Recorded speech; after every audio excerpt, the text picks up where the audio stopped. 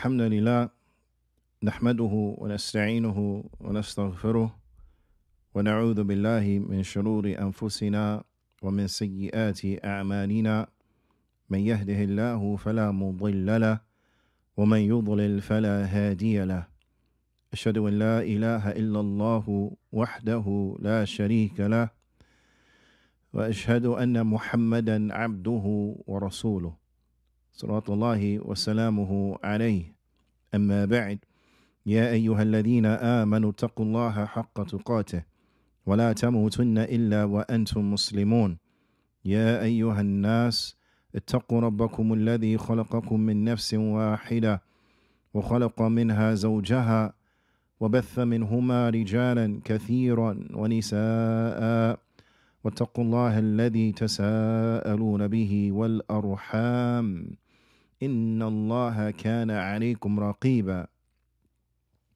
يا أيها الذين آمنوا اتقوا الله وقولوا قولا سديدا يصلح لكم أعمالكم ويغفر لكم ذنوبكم ومن يطع الله ورسوله فقد فاز فوزا عظيما أما بعد فإن أصدق الحديث كتاب الله وأحسن الهدي هدي محمد صلى الله عليه وسلم وشر الأمور محدثاتها وكل محدثة بدعة وكل بدعة ضلالة وكل ضلالة في النار ثم أما بعد الحمد لله على نعمة الإسلام والسنة. All praise and thanks belong to Allah for guiding us to Islam and for guiding us to the Sunnah. حدثني جماعة من الشيوخ بإسناد كل إلى سفيان بن عيينة عن عمرو بن دينار عن أبي قابوس عن عبد الله بن عمرو بن عاص رضي الله تعالى عنهما أن النبي صلى الله عليه وسلم قال الراحمون يرحمهم الرحمن ارحموا من في الأرض يرحمكم من في السماء. The Prophet sallallahu alaihi wasallam, he said in this tremendous hadith, this hadith that is musalsal bil awwaliyah, a hadith that many of the great scholars of the past and imams, they would teach their students this hadith as the very first hadith they will teach them when that pupil began seeking knowledge with them. And that is to show them and to highlight the nature of knowledge and the importance of knowledge. The ulama, they mention this is the case because knowledge is rahmah. Na'am. So the Prophet sallallahu alaihi wasallam, he said that those who are merciful, they will be shown mercy by the most merciful. Be merciful and show mercy to those who are in the earth, and the one who is above the heavens, he will show you mercy. The ulama, they mention ذَلِكَ بِأَنِ الْعِلْمِ رَحْمَةً. This is because knowledge is mercy.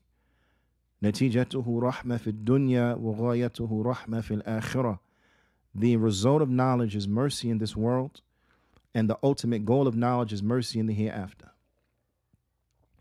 Alhamdulillah, Allah subhanahu wa ta'ala, he has blessed us to be Muslim. Alhamdulillah ala ni'mat al-Islami wa sunnah. All praise and thanks belong to Allah for guiding us to Islam and for guiding us to the Sunnah. Ya ibadullah. We continue going over the tremendous book by the great Imam an-Nawawi rahimahullah ta'ala.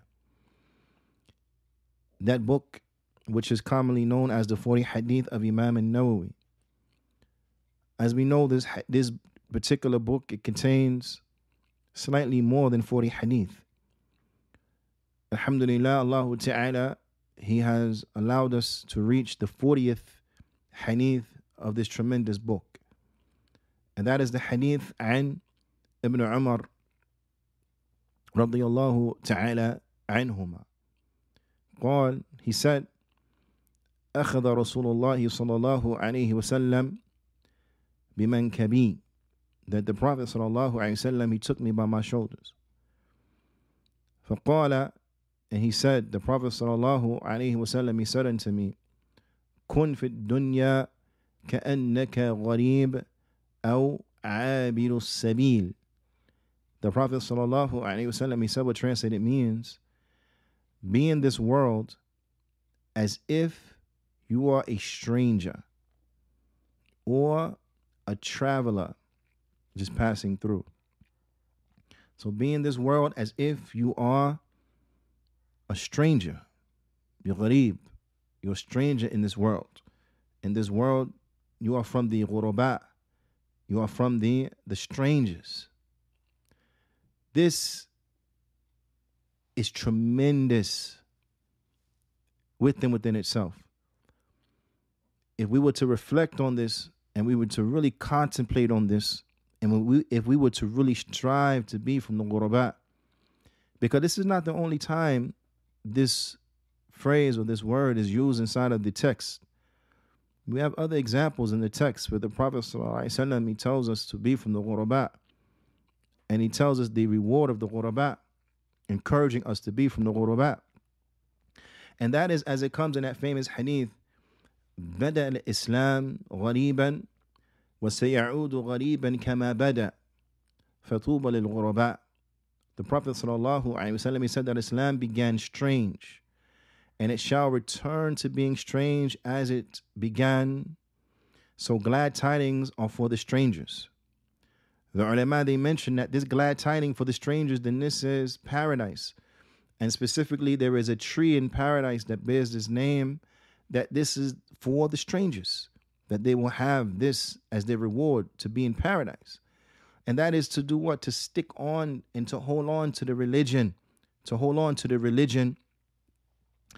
during a time where the people will have abandoned the general practice of the religion. And this is why the person will be strange. Naam. But when we reflect on this, holding on to the religion, sticking to the tenets of the religion, implementing and practicing the religion in our daily lives, this is of extreme importance. And if we were to be in this dunya as one who is strange, then this strangeness, it will help us. It will help us into accomplishing this. So the Prophet ﷺ, he said, being in this world as if you are a stranger. Now, I mean, inshallah ta'ala, will come to see, and speak more about being a stranger in this world and what that means to be a stranger in this world, and how that connects and will help us to hold on to the religion, to hold on to the religion and to stick to the religion and to implement and practice the religion in our day-to-day life. Now, the Prophet ﷺ, he said, "O Abdis Salaam, or a person who is just passing through." Person just passing through. Now, I want you to reflect on this, and I want you to reflect on how Ibn Umar radiallahu ta'ala anhuma, how he internalized this statement of the Prophet sallallahu alaihi wasallam, how he understood it, how he internalized it, and how he implemented it. Naam. So Abdullah ibn Umar radiallahu ta'ala anhuma, he used to say, based on this teaching of the Prophet sallallahu alaihi wasallam, he used to say, إذا أمسيت فلا تنتظر الصباح, that if you reach to the nighttime, فلا تنتظر الصباح, don't anticipate living to see the morning time. That if you make it to the evening, don't anticipate to see the morning. وإذا أصبحت, and if you make it to the morning time, فلا تنتظر المساء, then don't wait or anticipate that you will see the evening time. I want you to reflect on this. The Prophet sallallahu alaihi wasallam, he told us to be in this world as if we are strangers or travelers just passing through it.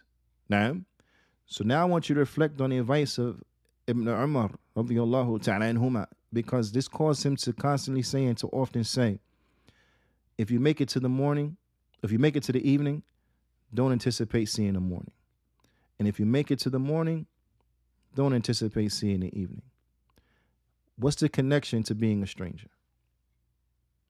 The connection to being a stranger is that when you are a stranger, you are not attached to this world. Being in this world as a stranger means you are not attached to this world. So this world is not the most important thing to you. And when something is not the most important thing to you, then on the scale of prioritization, it falls low. It has a low priority. This is not to say that it's not a priority, because we have to look after our worldly affairs, but it is a lesser priority, especially when compared to our hereafter. So when you make it to the evening, not anticipating to see the next day, the morning, what does that mean? That means that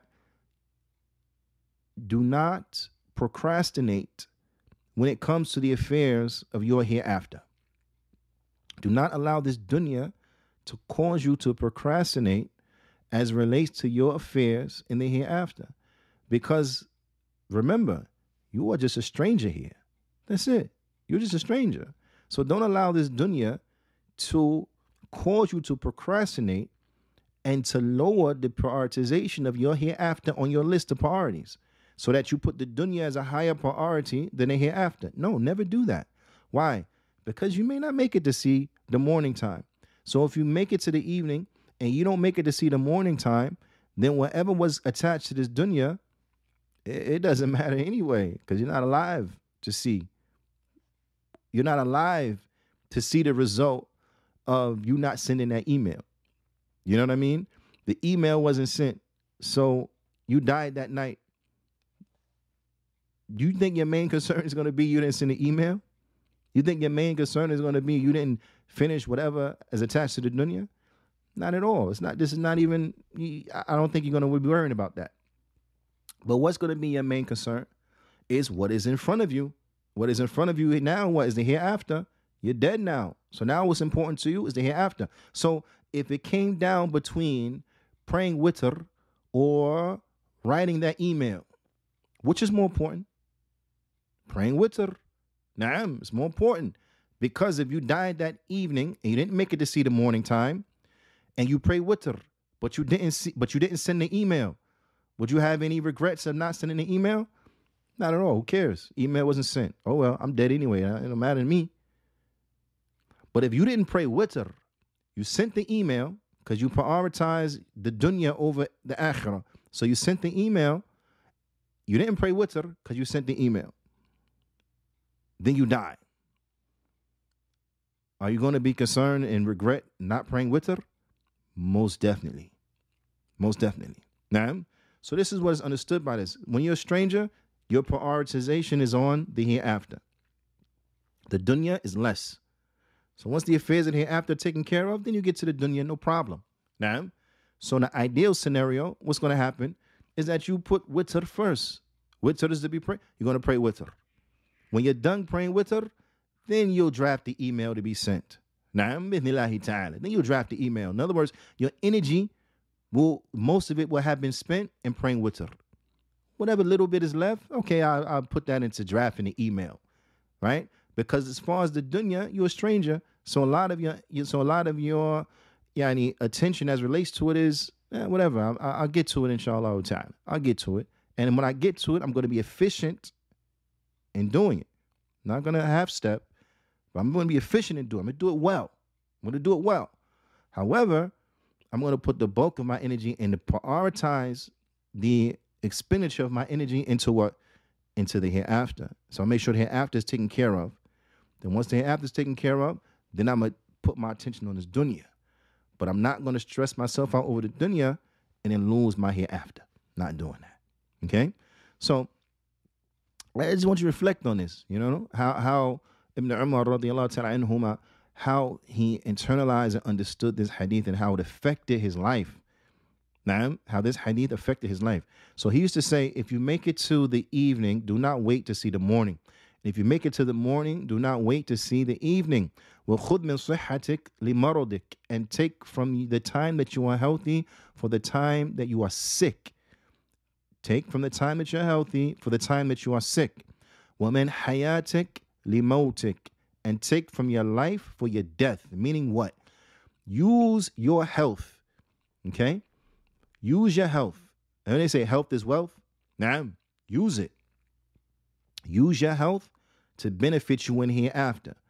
in preparation for the times that you get sick and you're not able to do as much. Now, so when you're healthy, take full advantage of your health. Now, treat your health almost in an exploitative manner. Exploit your health for your own benefit, so that when you are sick and you can't do it no more, you benefit it. Now, so when you're healthy, then fast. Now, fast Mondays and Thursdays. Fast the white days. Now, of the month, the 3 days of the month.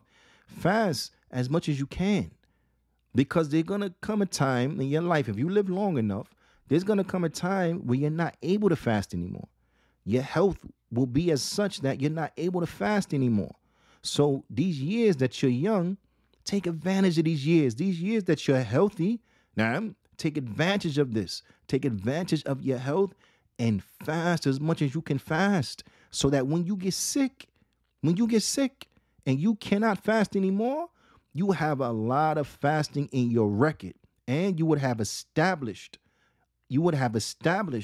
fasting in your life, so that when you are sick, you still get rewarded for fasting, because the only thing that's preventing you from fasting is that you're sick. Now, the only thing preventing you from fasting is that you're sick. But the only way to establish that is that what you have to utilize your health for fasting. So when you were healthy, you didn't fast. Now that you get sick, you don't get reward for fasting, because when you was healthy, you didn't fast.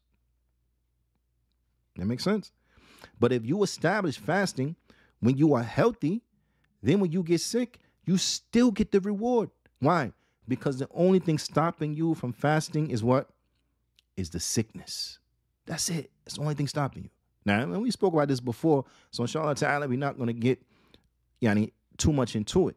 But the point is, this is an example that we have to utilize the time that we are healthy for the times that we are sick. But utilize the life for when you're dead. That's clear, right? Benefit, utilize, work hard when you are alive to benefit you when you're dead. So work hard now to benefit then. Work hard now to get paid then. Now, work hard now to get paid then. Work hard now to get paid then. Very important. The Alama, the Muhaddith, this hadith has been collected by Al-Bukhari. Afwan. This hadith has been collected by Al-Bukhari. Al-Alama, the great scholar, Muhaddith al-Medina, the Muhaddith of Medina, Sheikh Abdul Muhsin al-Abbad, hafidhahullah ta'ala, he says, that in the statement of the Prophet, or in the statement of Ibn Umar, radiyallahu ta'ala anhuma, where he said, أخذ رسول الله صلى الله عليه وسلم بمنكبي, that the Prophet sallallahu alaihi wasallam, he took me by my shoulders. Naam. He says, في أخذ رسول الله صلى الله عليه وسلم بمنكب عبد الله بن عمر رضي الله تعالى عنهما تنبيه وحث له على وعي ما يلقى عليه في هذه الحال. He said that this was to draw the attention,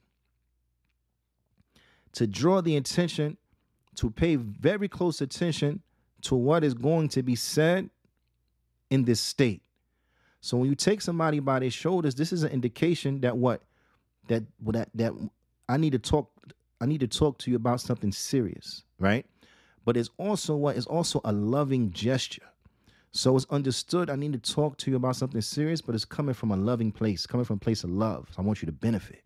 So I need you to pay very close attention to what I'm telling you, because it's important, and I need you to benefit. I need you to benefit. This is for your own good, what I'm about to tell you, right? And this shows what the outstanding method of teaching and conveying information by the Prophet sallallahu alaihi wasallam. This is one takeaway. The outstanding method of teaching and conveyance of information by the Prophet sallallahu alaihi wasallam. But it also shows and highlights the love and the concern that the Prophet sallallahu alaihi wasallam he had for the believers. Love and concern. Now, this is how we are to be with each other. From love and concern. Even when you're getting on somebody's case, right? even when you have to reprimand your brother, even when you have to call your brother to account or to call your sister to account, even when you have to be a little rough with your brother or your sister, it is understood that it's what? It's from a place of love, because I want what's good for you, right? So sometimes in want what's good for someone, you gotta be a little rough with them. This is not the norm. This is not the default. I want to make that clear. It's not the default. The default is you be gentle, you be easy, you be kind. The point I'm trying to make here is that no matter what this situation is, it should be from a standpoint of love. That's where it should be coming from, love. So that it's understood. I gotta be like this with you. I gotta take this tone with you because I love you and I don't want to see you hurt yourself. It's never understood. I gotta take this tone with you because I hate you. No. I'm taking this tone with you because I love you, and you're hurting yourself right now, and I don't want to see you hurt yourself. I don't want to see harm come to you because I love you. So I need you to understand this is serious. So I'm gonna talk to you in a serious manner. I'm gonna get on your case. If I gotta raise my voice, I'm gonna raise my voice. If I gotta talk stern, my tone is stern. I'm gonna be stern with you because I love you, and I think you're hurting yourself right now. You're setting yourself up for destruction. So I gotta talk to you like this and use this harshness to show you this is serious. You need to stop because I love you. So you need to stop this. Don't hurt yourself. I don't want to see harm come to you. But it's from love. You understand? This is how we have to be with each other. In any event, the Prophet ﷺ, he showed this love and concern for the Muslims, right? So the Prophet ﷺ, he took him by his shoulders and he said to him this. That drew his attention. إخبار عبد الله بن عمر رضي الله تعالى عنهما. And another takeaway that we get from this is that what? Is that Ibn Umar رضي الله تعالى عنهما, he mentioned this minute detail, right? So he just didn't just tell us what the Prophet ﷺ said, but he painted a picture for us. Like he outlined the situation and what was going on. He brought this minute detail. نعم. وإخبار عبد الله بن عمر رضي الله تعالى عنه بذلك يدل على ضبطه. This points us to his concern to detail and how detail oriented he was in conveying of narrations. نعم. That he was very detailed. وإتقانه ما سمعه من رسول الله صلى الله عليه وسلم. And this points us to the fact of how well he heard and understood and internalized what was said by the Prophet sallallahu alaihi wasallam. So you can trust exactly that this is what the Prophet sallallahu alaihi wasallam he said, because look at the manner of detail that he mentioned. He painted a picture. The Prophet sallallahu alaihi wasallam took me by my shoulders and this is what he said to me. Now, so he mentioned his detail. He didn't have to mention that detail. He could have just said what the Prophet sallallahu alaihi wasallam said. But because he was so precise in his transmission of events and of statements, he mentioned the whole scenario. He mentioned everything. Now, and this is an outstanding characteristic and quality. Now, the Shaykh he says لأن فيه يعني تذكر الحال التي حصلت عند سماعه هذا الحديث من رسول الله صلى الله عليه وسلم. He said because in this he is mentioning the circumstance and the situation. He's mentioning a situation. He's mentioning the situation under where he heard this hadith from the Prophet sallallahu alaihi wasallam. So he paints for us a picture. He paints for us a picture of exactly what was going on and exactly what was happening at this time. So this helps us into better understand and to trust exactly what was transmitted and to know that no point of detail was left out from this. And then after that, he went on to further highlight and explain how exactly we could implement this hadith inside of our life. So this again is tremendous because we have the understanding of how this hadith is applied, right? Because people always talk about takeaways and actionable things, right? Okay, be in the world as if you are a stranger or a traveler passing through. How do you apply that? How do you put that into motion? How do you translate that into action? Abdullah ibn Umar, radiyallahu ta'ala anhuma, he explained to us exactly how to implement it, exactly how to apply it. Now, this is tremendous, no doubt. And then the Shaykh, he goes on to get into and to highlight points of benefit from the narration itself, from the statement of the Prophet sallallahu alaihi wasallam, and also from the statement of Abdullah bin Umar radiyallahu ta'ala anhuma. However, we're going to leave that until the next time, bidnillahi ta'ala, so that we have easily digestible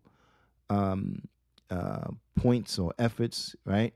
So that what was mentioned already could be easily digested, and then we can get into further depth and detail about the hadith of the Prophet sallallahu alaihi wasallam and the athar of Abdullah bin Umar radiyallahu ta'ala anhuma.